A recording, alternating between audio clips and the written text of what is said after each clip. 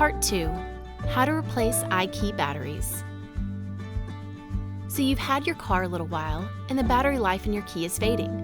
Well, don't fret. Replacing that battery is easy. If you turn your key over, you'll see there's a small tab on the back of the key. Slide it over and remove the metal key from inside. There's a very small slot right here and right here. Place a small flathead screwdriver inside the slot and slowly turn it.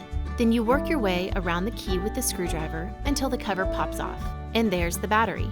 Infinitis use a 2025 or a 2032 battery. The positive side of the battery with the plus sign faces down, and the negative side of the battery faces up. When you're finished, line the covers back up and press them together firmly until the key snaps back into place.